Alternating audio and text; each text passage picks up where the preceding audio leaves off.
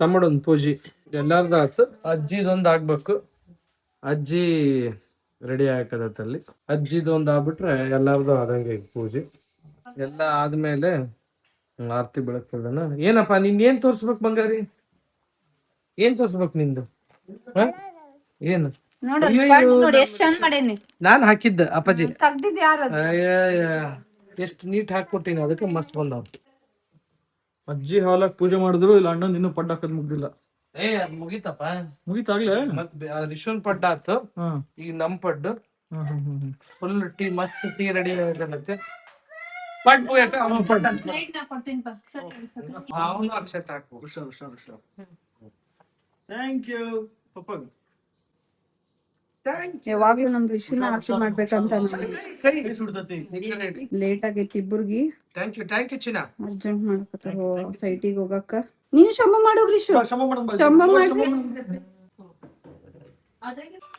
ಇಲ್ಲ ನೋಡ್ರಿ ರಿಶುಗ ನೋಡಲ್ಲಿ ಯಾರಪ್ಪ ಇವ್ರು? ಜಗದೀಶ್ ಮಾಮ. ನೋಡ ಹೆಂಗ್ ನೆನ್ಪಾಯ್ತು. ಇನ್ನೊಂದ್ ಹೆಸರು ಇವ್ರದ್ದು ಮರ್ತೀಯ? ಕರೆಂಟ್ ಮಾಮ ಅಂತ ಇವ್ರು. ಜಗದೀಶ್ ನಮ್ಮ ನಮ್ದೆಲ್ಲಾ ಸೈಟ್ಸ್ ಇಂದ ಎಲೆಕ್ಟ್ರಿಕಲ್ ವರ್ಕ್ ಇವರ ಮಾಡೋದು ಕಂಪ್ಲೀಟ್. ಇವತ್ತು ಹಬ್ಬದ ದಿನ ಪಾಪುಗ್ ಸ್ವೀಟ್ ತಂದಾರ ನೋಡ್ರಿ. ಥ್ಯಾಂಕ್ಸ್ ಹೇಳ್ಬೇಕಪ್ಪಿ. ಈಗ ಸಿಟ್ಟು ಬಂದತಿ ಅವನಿಗೆ. ರೌಂಡ್ ಹಾಕ್ಸ್ ಹೋಗ್ರಿ ಅಂತ ಅಂದ್ವಿ ನಾವು.